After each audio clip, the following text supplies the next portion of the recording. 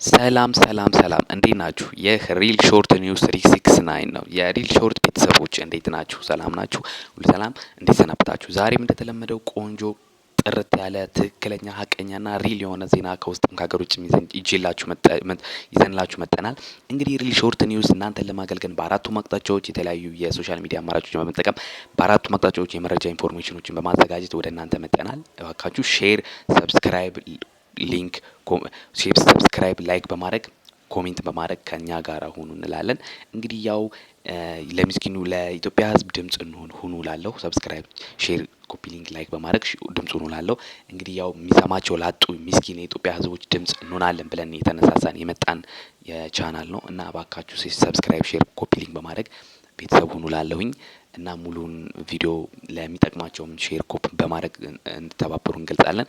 እና ደግሞ መረጃዎች ካሏችሁ እንደዚህ አይነት እየተጨቆኑ ነው እዚህ ጋር ህዝብ እየተጨቆኑ ነው የምትሉት እያንዳንዱ መረጃ ካላችሁ በቴሌግራም የቴሌግራም ቻናላችን አስቀምጠንላችኋል። ሪል ሾርት ኒውስ 369 ይባላል። በዛ በመላክ እኛ ወደ ህዝቡ በማድረስ እውነታው እንዲወጣ እንዲጋለጥ በማድረግ እየሰራ እንገኛለን እና እኛ ወደዛ እናስወጣለን ማለት ነው።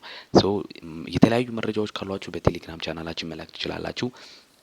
ሼር ሰብስክራይብ ኮፒ ሊንክ ወይም ላይክ በማድረግ ኮሜንት አድርጉ እና ወደሚቀጥለው ዜናችን አልፋለሁ። ከዜናዎቹ ጋር ናኦድ ነኝ እና አጠር ያሉ ዜናዎችን ይዤላችሁ መጥቻለሁ።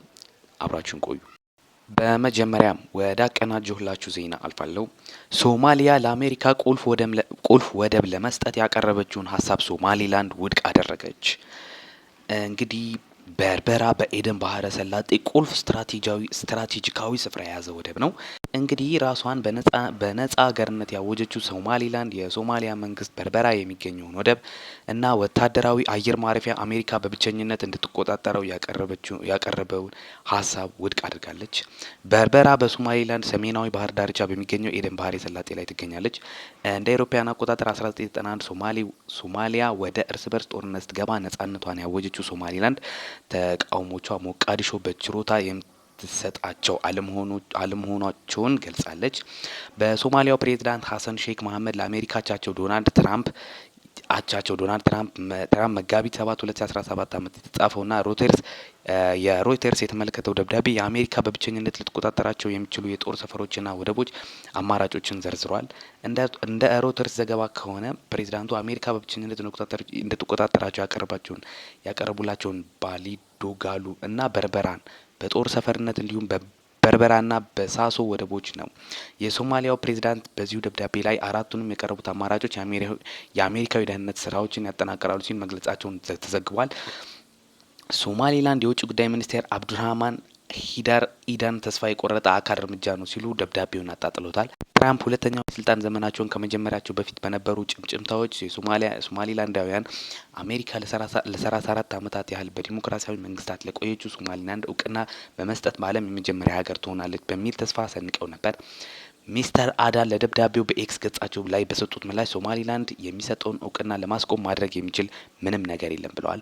አሜሪካ የቅርብ አጋር የሆነችው የተባበሩት አረብ ኤምሬትስ ንብረት በሆነው ዲፒ ወርልድ የሚመራው የበርበራ ወደብ በቅርቡ ማስፋፊያ ተደርጎለታል። ሚኒስቴሩ ለሮይተርስ እንደተናገሩት አሜሪካ ሞኝ አይደለችም፣ በርበራና ወደብን በሚመለከት ከማን ጋር መነጋገር እንዳለባት ታውቃለች ብለዋል። ሶማሊያ ከአልቃይዳና ሌሎች ታጣቂዎች ጋር በምታደርገው ውጊያ አሜሪካ መረጃ በመስጠትና አየር ድብደባ መፈጸም ትልቅ ሚና ትጫወታለች። ደቡባዊና መካከላዊ ሶማሊያ የሚገኙ አካባቢዎች የሚቆጣጠረው አልሸባብ የአልቃይዳ አጋር ነው ተብሎ ይታሰባል። ሞቃዲሾ ትራምፕ የመጀመሪያው ስልጣን ዘመናቸውን እንዳደረጉት የሚሰጡትን ድጋፍ ይቀንሳሉ ብለው እንደሚሰጉ ታዛቢዎች ይናገራሉ። በታህሳስ ወር ሶማሊያ መንግስት በአሜሪካና ሶማሊያ ግንኙነት ላይ ተገቢውን ምክር ድጋፍ ለማግኘት በሚል ከአንድ ከፍተኛ የዋሽንግተን አማካሪ ድርጅት ጋር ለአንድ አመት $600,000 ስምምነት። በመቀጠልም ባካችሁ ይሄን ቪዲዮ የምታዩ ይሄንን ቪዲዮ ለአሜሪካ ለሚገኙ ከአሜሪካም ውጭም ውስጥም ላሉ ስደተኞች ወንድም እህቶቻችሁ ላኩላችሁ። ምክንያቱም በጣም የሚጠቅም መረጃ ነው ይዤ የመጣሁት።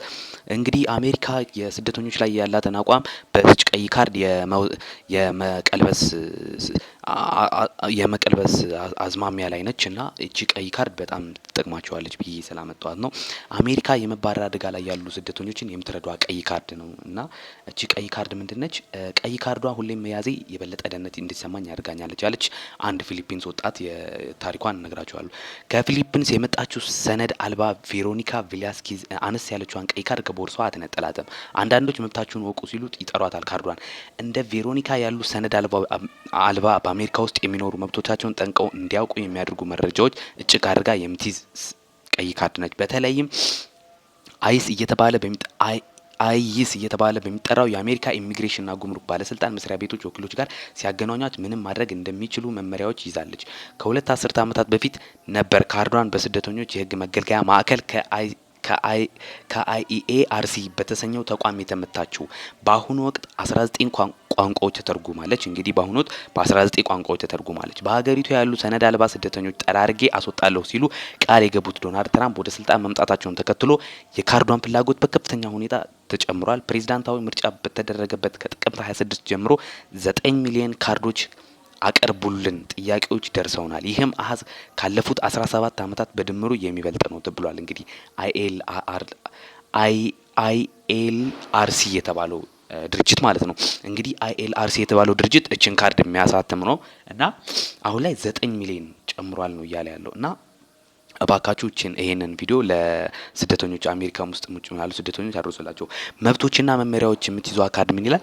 በአሜሪካ ውስጥ ያሉ ማንኛውም ሰዎች የስደት ሁኔታዎች ምንም አይነት ይሁን ምን በሀገሪቱ ህገ መንግስት ውስጥ የተረጋገጡ መብቶች አሏቸው። በአሜሪካ ውስጥ የመባረር አደጋ ላይ ያሉ ስደተኞች ኢሚግሬሽን ወኪሎች በመኖሪያ ቤታቸው ቢመጡ ያደርጓቸው የሚገባዎችን ተግባራት ከምሳሌዎች ጋር ቀይ ካርዷ ይዛለች። ለምሳሌ ያህል ስደተኞች በህገ መንግስቱ የተደነገገውን መብታቸውን በመጠቀም ከኢሚግሬሽን ወኪሎች ለሚነሱ ጥያቄዎች መልስ አለመስጠት ወይንም ዝምታን መምረጥ ይችላሉ። ይህም ግለሰቦች ራሳቸው እንዲወነጀሉ ከመገደድ የሚጠብቃቸው ነው። ከመገደድ የሚጠብቃቸው ነው። እንዲሁም በዳኛ የተፈረመ የፍተሻ የእስር ማዘዣ የማይይዙ የኢሚግሬሽን ወኪሎች ስደተኞች ወደ ቤታቸው እንዳይገቡ ካርዷ ትመክራለች። ይህም በህገ መንግስቱ ላይ የመንግስት አካላት ምክንያታዊ ያልሆነ ፍተሻና ቁጥጥር እንዳያደርጉ ለመከላከል የሚይዘውን ዋቢ በማድረግ ነው። ቀዩዋ ካርድ መነሻ ቀለማ የወሰደችው በእግር ኳስ ሜዳ ላይ ጥፋት የሚፈጽሙ ተጫዋቾች ከሜዳ ለማስወጣት ዳኞች የሚጠቀሙበትን ካርድ ነው።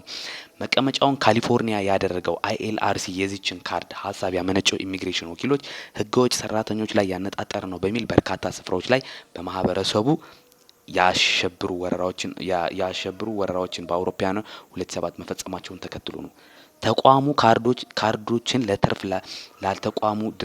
ላልተቋሙ ድርጅቶችና የንግድ ተቋማት፣ በትምህርት ቤቶች፣ በአብያተ ክርስቲያናት፣ በክሊኒኮች ወይም በምግብ ባንኮች እንዲሁም በስደተኞችና ጥገኝነት ጥያቄዎች ላይ ለሚሰሩ ጠበቆች በማደል ራጩ ያደርጋል ነው የሚለው። እንግዲህ እቺ ቀይ ካርድ እንግዲህ በጣም አስፈላጊ እንደሆነች እየሰማችሁ ነው። እንግዲህ ባካችሁ እህት ወንድሞቻችሁ በውጭም በውስጥም ያሉ ስደተኛ እህቶችን ወንድሞቻችሁ የምታውቋቸው ዘመድ አዝማድ ካሉ ላኩላቸው። እችን ቀይ ካርድ ይዘው የሚያስፈልገው መረጃ በማሟላት መከራከር ይችላሉ ማለት ነው። ካርዷ እንግዲህ በአንደኛው ጎን በእንግሊዝኛ ቋንቋ በሌላኛው በኩል ደግሞ በተጠቃሚዎቹ የአፍ መፍቻ ቋንቋ መረጃን ይዛለች። እንግዲህ በ19 ቋንቋ ነው የተተረጎመችው። ከነዚህም 19 ቋንቋ ስፓኒሽ፣ ፖርቹጋል፣ አረብኛ፣ ክሪዊል፣ ሩስኪ፣ ዩክሬን፣ ቬትናም እንዲሁም የቻይና ቋንቋን ጨምሮ ሌሎችንም ይዛለች ነው የሚባለው። እንግዲህ ይሄ የአረብኛ ቋንቋን ይዛለች ማለት ለሙስሊም እህትና ወንድሞቻችን በጣም ይጠቅማል ማለት ነው። እችን ካርድ አስተርጉመው ለሙስሊም እህት ወንድሞቻችን እችን ካርድ አስተርጉመው ለመከራከር ይጠቅማቸዋል ማለት ነው። በአሜሪካ 11 ሚሊዮን ህጋዊ ሰነድ የሌላቸው ስደተኞች እንዳሉ ፒው የተሰኘው የምርምር ማዕከል በአውሮፓውያኑ 2022 ያወጣው መረጃ ያያዛል። ይህ ማህዝ በአሜሪካ ውስጥ ካሉ ስደተኞች 23 በመቶ እንዲሁም ከጠቅላላው ህዝብ 3.3 በመቶውን የሚሸፍን ነው። ወደ 4 ሚሊዮን የሚጠጉ ከሜክሲኮ፣ 2 ሚሊዮን የሚጠጉ ደግሞ ከኤል ሳልቫዶር ከሆንዱራስ እና ከጓቲማላ የመጡ ናቸው። በተጨማሪም ኢዚያ ሀገራት ከህንድ እስከ 725,000 እና ከቻይና 375,000 የመጡ ሰነድ አልባ ስደተኞች ይኖራሉ። ከአፍሪካ የመጡ ደግሞ 375,000 ሰነድ አልባዎች አሉ። አብዛኛዎቹ እነዚህ ሰነድ አልባ ስደተኞች በቀይ ካርዷ ላይ የተዘረዘሩትን መብቶች አስረግጦ ማስከበር በሀገር ውስጥ መቆየት ወይም መባረርን ያህል ልዩነት የሚያስከትል ተሟጋቾች ይናገራሉ። ቀለል ያለ መሳሪያ ናት፣ ነገር ግን ከፍተኛ ተጽዕኖ ልታሳድር የምትችል የሚሉ በካሊፎርኒያ የሚገኙ ኮስት ላይን ዩኒቨርሲቲ ድሪም ፕሮጀክት የተሰኘው ማዕከል ባልደረባ ዳሊያ ዝቲና ናቸው። ይህችን ካርድ የያዘ ሰው ከቤት ሲወጣ ወይም ወደ ስራ ቤት ሲሄድ የበለጠ ደህንነት እንዲሰማው ትረዳለች የሚሉት ዳሊያ አንድ ወከል ቢያገኙት ልትደናገጡ ትችላላችሁ። በዚህ ወቅት ካርዱን አውጥተው ማንበብ ወይም በቀጥታ ለወኪሉ መስጠት ይችላሉ ብለዋል። እንግዲህ እችን ካርድ እባካችሁ ለስደተኞች አድርሷቸው። እችን ካርድ አውጥተው በአረብኛ ስለተተረጎመች ለሙስሊም እህት ወንድሞቻችሁ ንገሯቸው እና አስተርጉመው አረብኛ እና በእንግሊዝኛ መተርጎም ይችላለች። እችን ካርድ አውጥተው እንግዲህ ፖሊሶች ሲመጡባቸው ማሳየት ወይም መከላከል ይችላሉ ማለት ነው እና በቀላል ዘዴ መብቶቻቸውን ማስከበር ይችላሉ ለስደተኞች። እንግዲህ ባካችሁ ይሄን ቪዲዮ ለስደተኞች ላኩላቸውና እችን ቀይ ካርድ ለማያውቁ ወይም ደግሞ ይሄ ኢንፎርሜሽን ላልደረሳቸው እንዲደርሳቸው አድርጉና ህይወታቸውን እንዲታደጉ እርዷቸው ባካችሁ። ይሄን ሼር ኮፒ ሊንክ በማድረግ ይሄን ቪዲዮ ላኩላቸው እና እቺ ቀይ ካርድ በጣም በጣም አስፈላጊ ስለሆነች ነው እንደዚህ እያልኩ ያለሁት። ኢንፎርሜሽኑን አድርሷቸው አድራ። በመቀጠልም ዩኬ ህገወጥ ስደትን ለመግታት 40 ሀገራትን የሚያሳትፍበት ጉባኤ ልታካሄድ ነው። እንግዲህ ዩኬ ዩናይትድ ኪንግደም ነው ወይም እንግሊዝ ህገወጥ ስደትን ለመግታት 40 ሀገራት የሚሳተፉበት ጉባኤ በትልቁ ልታካሄድ መሆኑን ከወዲሁ ለሾርት ኒውስ የሰጡን መረጃዎች ሰምተናል።